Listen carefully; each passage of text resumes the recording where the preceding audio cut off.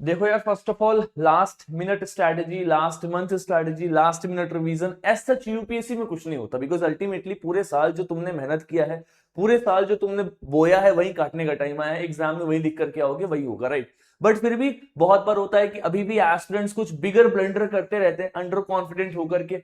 अगर वैसा कुछ कर रहे हो तो शायद ये 10 मिनट की वीडियो आपको उससे मुक्ति दिला सके और आप प्रिपरेशन में अपने आप को थोड़े और स्ट्रीमलाइन करके इस मंथ को सही तरीके से यूटिलाइज कर सको।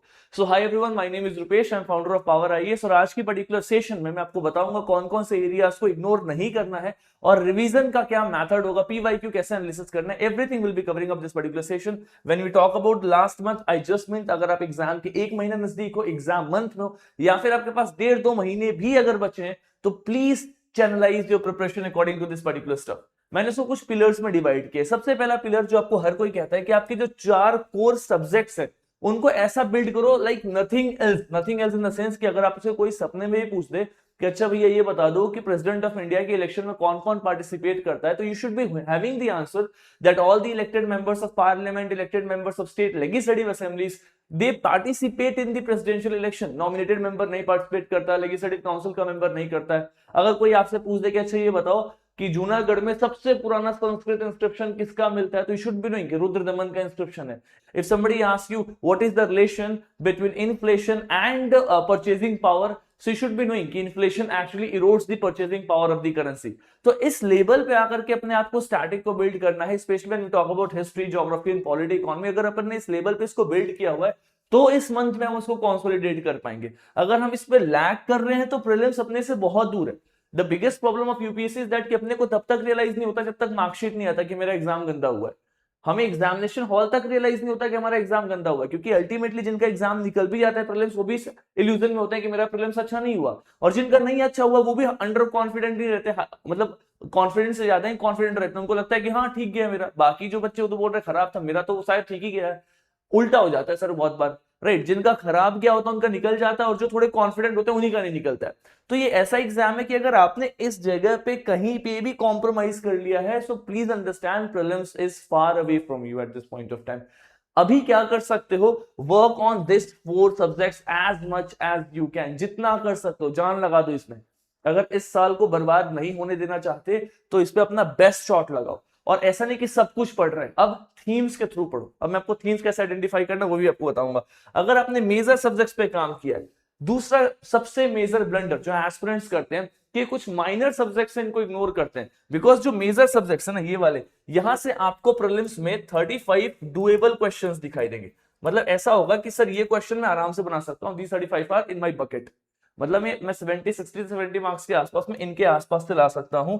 बट आगे का जो स्कोर है वो आपको यहां से उठाना है। अब यहां से आपको 50 नंबर 60 नंबर नहीं उठाना है, यहां से आपको 30-35 नंबर के आसपास में स्कोर करना है, सेफ जोन को टच करना है। तो 35 to 40 के बीच में लाना है, जहां पे इन्वायरमेंट एक बहुत मेजर रोल प्ले करता है। Environment and science and tech जो अक्सर एस्पिरेंट्स इग्नोर करते हैं। अब पता है इन दोनों सब्जेक्ट्स के साथ एक सबसे बड़ी प्रॉब्लम क्या है, इनका ना कोई फिक्स सिलेबस नहीं। जैसे हिस्ट्री का, पॉलिटी का, ज्योग्राफी का, इकोनॉमिक्स का आपके सामने सिलेबस है, रिसोर्सेस हैं, फैकल्टीज हैं, सब कुछ है।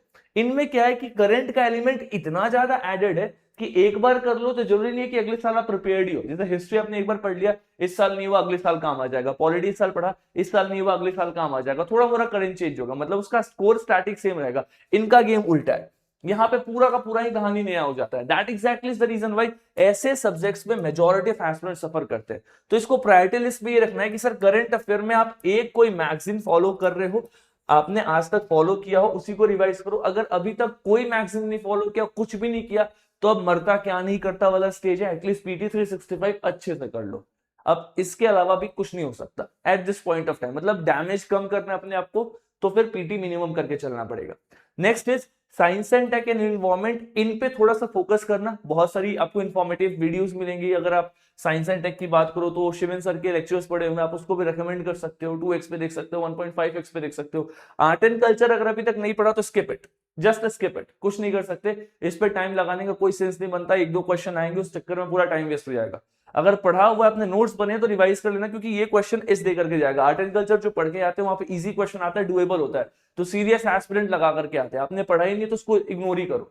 अब उस टाइम को कहीं और लगाओ ताकि ज्यादा कॉस्ट बेनिफिट निकल पाए, ठीक है। तो this is how you have to approach this. Next thing is approach यही होना चाहिए कि लास्ट मंथ में the revision should contain 70% of the time and rest of the time you should be giving to the MCQ practice. और MCQ को भी अगर मैं प्रिसाइज करूं तो PYQ, previous year questions, this much of time should be given to the PYQ analysis. और exactly exam के time पे, मतलब 9:30 बजे बैठ जाओ तो बैठ जाओ, और सीसैट के टाइम पे सीसैट लेके बैठो, और सीसैट को भी स्टार्ट करना है, राइट। अगर आपने अभी तक नहीं किया तो it's a blunder, you must have started, मैं एटलीस्ट एक्सपेक्ट कर रहा हूं, बट आपका जो वीक एरिया उस पर टाइम देना और एग्जाम टाइम में बैठ करके पेपर को अटेम्प्ट करना है। So no new source now, कुछ भी नया नहीं। बहुत सारी मैगजीन्स आएगी, नए स्पीशीज आएंगे, वाइल्ड लाइफ सेंचुरी, ये वो फलाना ढिमकाना, कुछ भी नहीं। देखो, जितना उन चीजों के पीछे भागोगे जो कन्फाइंड नहीं है, उतना उन चीजों से दूर हो जाओगे जो कन्फाइंड है, जहां से क्वेश्चन आने के चांसेस हैं, जो एग्जैक्टली एग्जाम्स के थीम है। आप जितना भागोगे हैपहजार्ड सब्जेक्ट्स पे, करंट का ये उठा लूं मैं, स्पीशीज कर लूं मैं, वाइल्ड लाइफ सेंचुरीज कर लूं मैं, साइंस एंड टेक का ये कवर कर लूं मैं, उतना तो मॉडर्न इंडिया से दूर जाओगे, पॉलिटी से दूर जाओगे, इकोनॉमी में इन्फ्लेशन, बैलेंस ऑफ पेमेंट, है ना, ऐसे एरिया से दूर जाओगे जहां से इस साल क्वेश्चन आने वाले हैं और अच्छे नंबर्स में आने वाले, जो डुएबल क्वेश्चंस आने वाले। तो मैं बार बार मेंटरशिप में यही बोलता हूं कि लास्ट मंथ इज लाइक जहां पे आपको अपने डिजास्टर को, अपने डैमेज को कंट्रोल करना है, ज्यादा डैमेज ना करे पेपर। तो use it smartly, do not chase everything, only chase those things which are important.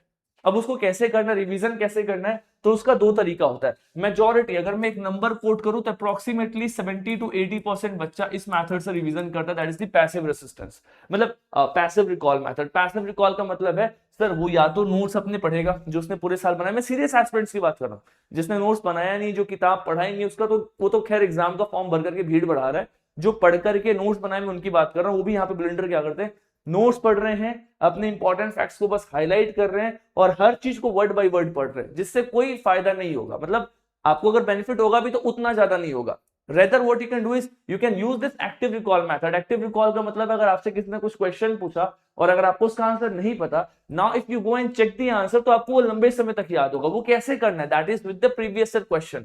अब पीवाईक्यू लगाने का टाइम है, और पीवाईक्यू सिर्फ ऐसा नहीं कि लगा करके चल दो, पीवाईक्यू ऐसे लगाना है कि मुझे प्रीवियस ईयर क्वेश्चन को इस लेवल पे कंट्रोल करना है कि मुझे वो क्वेश्चन किस साल पूछा गया वो तक पता हो, और उसके जो बचे हुए ऑप्शंस है मैंने उसके ऊपर भी एनालिसिस किया। I will explain you how. So this is something which you are supposed to do. They are your themes. You'll understand कि पॉलिटी में, कॉन्स्टिट्यूशनल गवर्नमेंट के ऊपर में, प्रीलिम्स में पिछले 5 साल से 3 बार क्वेश्चन रिपीट हुआ है। लिबर्टी के ऊपर यूपीएससी ने पिछले 10 साल में 4 बार क्वेश्चन रिपीट किया। कभी लिबर्टी का डेफिनेशन पूछा, कभी लॉ एंड लिबर्टी का रिलेशन पूछा, कभी लिबर्टी के अंदर में कितने वर्ड्स हैं उनसे रिलेटेड क्वेश्चन पूछा। So they used to repeat questions on a similar line, and you will be able to understand when you have read this particular stuff in a detailed manner. So themes को identify करो, because ultimately अभी यही वाला चीज है जहां से आपका प्रीलिम्स निकलने वाला है। And the next is how to do PYQ analysis. थोड़ा इस पे फोकस करते हैं। देखो, दो तरीका है, आप पीवाईक्यू एनालिसिस खुद से करो, सबसे बेस्ट है। और करना कैसे है, देखो सबसे पहले तो है कि आप क्वेश्चन को पढ़ा आपने, अब उस क्वेश्चन को आप अटेम्प्ट करो, नंबर 1।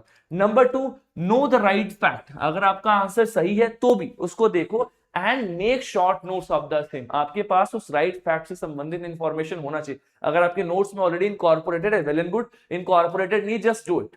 आपने अपने नोट्स में स्पीकर से संबंधित चीजों को ऐड किया है, बट स्पीकर को हटाने का प्रोसीजर नहीं पता, उसमें इफेक्टिव मेजॉरिटी क्या है नहीं पता, 14 डेज का एडवांस नोटिस देना नहीं पता, please add it as soon as possible, because this is the theme. यहाँ पे क्वेश्चन कभी भी रिपीट हो सकता है, इस साल हाई चांसेस रिपीट हो सकता है। Now next stage is read all the 3 wrong options. ये सारे बच्चे गलती करते हैं, मतलब अगर मैं नंबर कोट करूं तो 90% बच्चे ये काम नहीं करते। वो बस क्वेश्चन पढ़ते हैं, आंसर पढ़ते हैं, आगे चलते हैं, क्वेश्चन पढ़ते हैं, आंसर पढ़ते हैं, आगे चलते हैं। Please know all the wrong options, और जो भी गलत ऑप्शन है उनके आसपास में ट्राई टू मेक नोट्स। अब ये वही करेगा जिसने अपने मेजर सब्जेक्ट्स को कवर अप किया हुआ है। जिसका मेजर सब्जेक्ट ही अभी तक कंसोलिडेट नहीं हुआ, उसके लिए तो खैर बहुत चैलेंज है, बट मैं एक्सपेक्ट कर रहा हूं कि आपने अगर मेजर सब्जेक्ट्स पढ़ा हुआ है और आप पीवाईक्यू एनालिसिस कर रहे हो, do it in this particular way. अगर आप ये खुद से नहीं कर रहे तो इसको मैं खुद करा रहा हूं अपने एप्लीकेशन पे, पावर मंथन एप्लीकेशन पे, जहां पे अप्रोक्सीमेटली 50 बच्चों ने भी एनरोल किया हुआ है। And I am providing them each and every theme, जिसके थ्रू मैं क्वेश्चंस प्रैक्टिस करा रहा हूं, गलत ऑप्शंस को भी एक्सप्लेन कर रहा हूं डिटेल में। अभी मैंने इसके पहले एक वीडियो अपलोड किया था कि polity PYQ revise through previous year questions ऐसे करके, और उस पोस्ट को लगभग 1000 बच्चों ने देखा हुआ है। वो मेरे कोर्स की वीडियो जिसको मैंने पब्लिकली डोमेन पे डाला था, जहां पे मैंने हर एक क्वेश्चन को एक्सप्लेन किया, उसके सही आंसर को एक्सप्लेन किया, उसके गलत ऑप्शंस को भी एक्सप्लेन किया, ताकि हम क्वेश्चन से पूरा चैप्टर रिवाइज कर सके। Now this is called the active recall method. जहां पे आप क्वेश्चन पढ़ रहे हो और उसके ऑप्शंस को डिकोड करके पूरा का पूरा चैप्टर रिवाइज कर रहे हो। इससे best revision eight this point of time, specially जब एग्जाम आपसे 1-1.5 महीने दूर बचा हो, तो कुछ नहीं हो सकता। Walk on this particular ground. If you can do it yourself, nothing can be much better than this, trust me. अगर आप ये खुद से एक्सरसाइज करते हो तो इससे अच्छा कुछ भी नहीं है। But problem is it will contain some time, आपका थोड़ा टाइम लेगा ये। तो वो एस्पिरेंट जिनका स्टैटिक कवर हो चुका है, अपने मेजर फोर्स पे कमांड है, सीसैट कंट्रोल में चल रहा है, माइनर 4 पे काम कर रहे हैं बट ऑलमोस्ट काम कवर्ड है, तो आप उसको इस हिसाब से चैनलाइज करो। अगर आपको लगता है कि मेरे मेजर सब्जेक्ट्स में प्रॉब्लम है, माइनर 4 पे उतना काम नहीं हो पाया, मैं उस पर टाइम ज्यादा इन्वॉल्व कर रहा हूं, पीवाईक्यू कॉम्प्रोमाइज हो रहा है, then you must join that particular course. It is available at just ₹799। Money is not a factor. If you can take a bet, you can take bet on at this point of time. अगर आपको लग रहा है कि मैं 799 afford नहीं कर सकता, text me in the comment box, I will give you free access. Just take a bet. Why I am telling you, because जो प्रीवियस ईयर क्वेश्चंस है दे आर द की। जब प्रीलिम्स खत्म होगा, मैं खुद एक वीडियो लेकर के आऊंगा, आई विल एक्सप्लेन यू कि जो अपन ने थीम कराया था उन्हीं क्वेश्चंस में से कैसे इस बार क्वेश्चन रिपीट हुए। और अगर मैं एक नंबर भी कोट करूं तो 12 से 15 क्वेश्चन उन्हीं थीम्स के अराउंड घूमेंगे इस साल भी, और 15 क्वेश्चन बोले तो 30 marks. This is a huge number. अगर किसी का मार्जिन 10 नंबर 15 नंबर से भी छूट रहा है तो उसके लिए एक पंप दे देगा ये। So I'll just tell you, if you can do it, it is the best possible way how to revise the content with the previous year question. That is what you can do at this point of time. And the last thing is यार, मैंने जो class की video मतलब video start करने से जो पहले बोला था, मैं वही चीज बोलूंगा कि लास्ट मंथ स्ट्रैटेजी करके कुछ नहीं होता। टाइम टेबल लेकर के मैं आ सकता था कि 1 घंटे ये पढ़ो, 2 घंटे ये पढ़ो, 4 घंटे ये पढ़ो। अभी देखना सब लोग टाइम टेबल लेकर के आएंगे, बेस्ट पॉसिबल टाइम टेबल आपके सामने इंटरनेट पे आएगा। This much of time to this subject. How would I know कि आप हिस्ट्री वीक है आपका या आपका पॉलिटी की वीक है? then how can I make timetable for you? This will be different with individual. अगर अपन 1-to-1 mentorship कर रहा हूं मैं, तो मैं आपको टाइम टेबल दे सकता हूं, चलो तुम्हारा ये वीक है इस पे इतना टाइम दो, ये स्ट्रॉन्ग है इस पे कम टाइम दो। एक जनरलिस्टिक टाइम टेबल बना दो, जो कि अभी सब लोग बनाएंगे यूट्यूब पे, है ना, लास्ट 1 मंथ स्ट्रेटजी में। It is not going to fit you at this point of time. So last thing that you can do is that take yourself away from these videos. Do not follow the timetables. Look at your strength and weakness. Always prioritize the 4 major subjects. Then look for the 4 minor ones, which is again very important, and then go with the CSAT. These 3 are very important at this point of time if you want to clear UPSC CSE prelims 2026. Baki kuch bhi hai, let me know in the comment box. So this is for today. Thank you so much. God bless you all. Take care.